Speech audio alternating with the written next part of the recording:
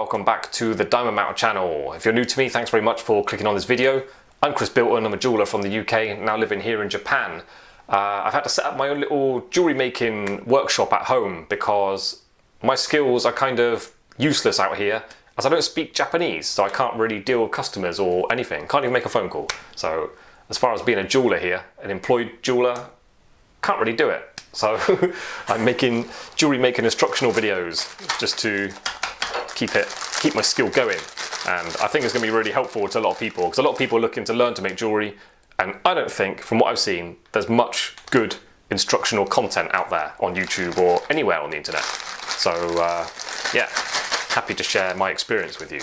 Regular viewers to the channel will know about these. I talk about them all the time, little hard rubber discs, and they really enable you to go up a level in your finishing of your jewellery. So once you've made it, it's all straight and nice, rather than wrapping bits of paper around a needle file and going around all the edges. I still do that anyway, but only across little flat sections. But actually getting into the nooks and crannies, these are far superior, far superior. And they're actually quite abrasive, but the finish they leave behind can be polished out. They're not too coarse, they're really good. So if there's a bit of a lumpy solder join down the side of a claw, you can just zip, zip, zip, zip, and then get it off, get it nice and flat, and then it'll just be a really nice, neat, clean line that will polish up. This was a full instructional guide I made for the Guild of Jewellery Designers Gold members. So if you want to get the video on how I made this, you're going to have to join that club because it's not going to be on YouTube. Look at that, it's perfect. Nailed it, it's perfect. So I had this one cast because it's going in an exhibition I'm doing at the end of the year.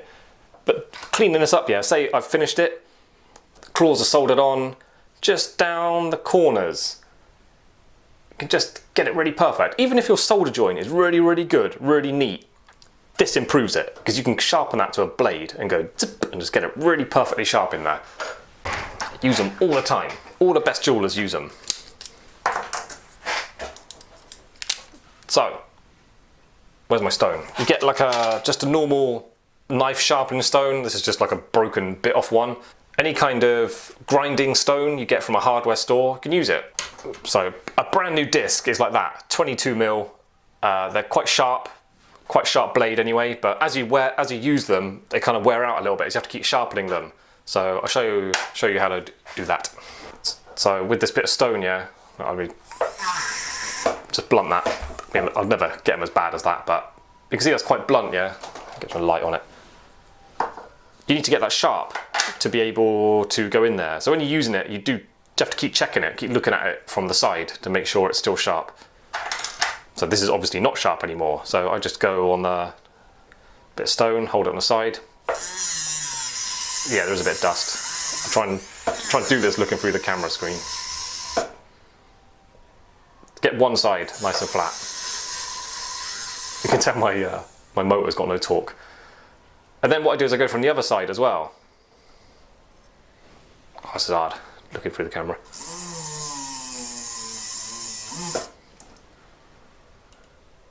So you should be able to get it quite sharp. Hang on, let me do it properly. I can't do it looking through the camera.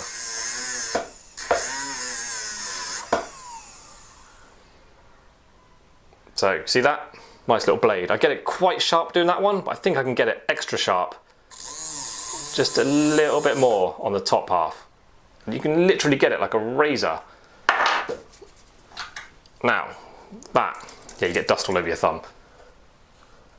These take a bit of practice, yeah. You got to kind of understand the feel of it, because you don't want to be tilting it like that or putting more on the edge because you're taking the edge away. They're not super abrasive, but they will damage it if you're not holding it at the correct angle. So without spinning it, I kind of feel a little groove. This is a great example of when you use them, like cleaning up castings, any kind of rounded little things like this. So say there's a lump in that solder joint, I would just touch it on the flat up to it, and then do that. And that's all it took. Now that little line is perfect. If I had to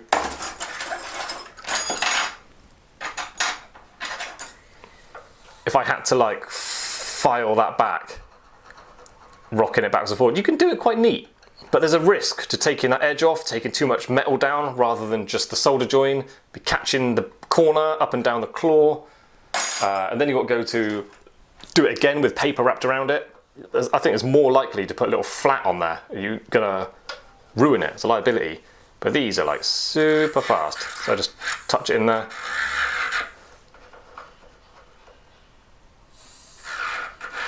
Say this is like a wedding ring, yeah?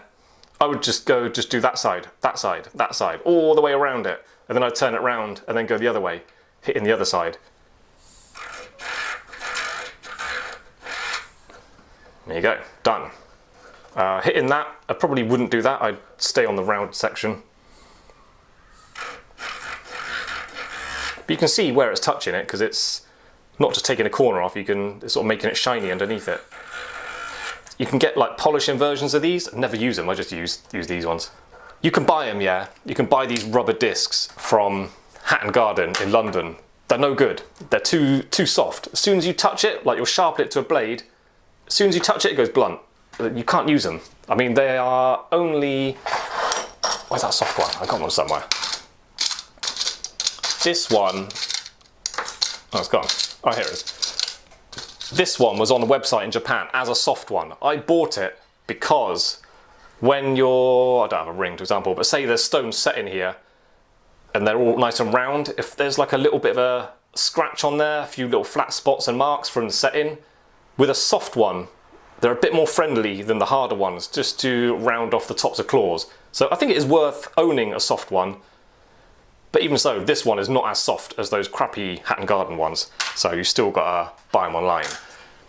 And just while you're watching, I would, after I rubber wheeled the whole side, I would go to like a mini whizzer. Again, being careful with the angles, I can't just do it anyway. I've got to kind of line it up with the surface. Try and get the claws. Yeah, and then when what's good with this whizzer is putting lines that way, yeah, so all the lines are going that way. While I'm polishing that using bristle brushes, they're spinning that way, so it does a better job of getting those lines out. So you're more likely to polish it with less work, which means you're less likely to wear out the metal and keeps all the sharp corners sharp and stuff. So it's good to finish off with those paper whizzers. Also the claw is round, so it helps get rid of any flat spots and stuff spinning against the roundness, as long as you keep it moving while you're going across surfaces. So if you can't buy these, in the UK at least, where can you buy them from? I hear you ask. Well, the only place I know is this German company, and I've emailed them twice now about mentioning them on the channel, and they never get back to me, so stuff them. So if you want some, I've already sent them out to 3 different subscribers to the channel because they contact me privately and ask where they can get them.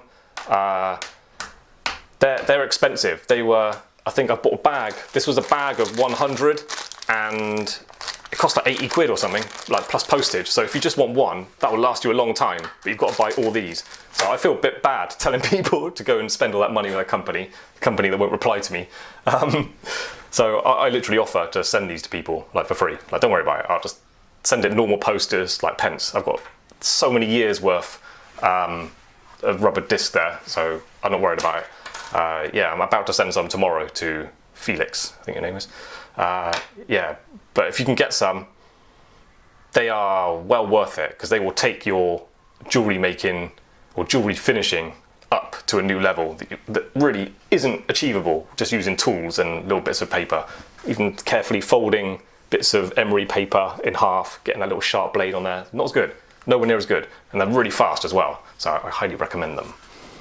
Thanks for watching, just a little kind of tip on how I get things finished to the higher quality. Definitely got to use them because files and bits of paper only gets you to a so-so level. These really get you to like the best possible level, I think. Work faster and then work much neater as well, so really good.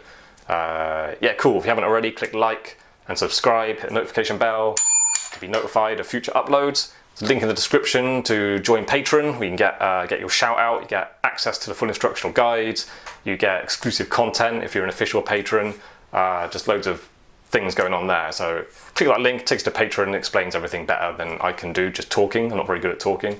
Yeah, and I hope you join me again next time for more jewellery making tips and tricks. See you then, bye.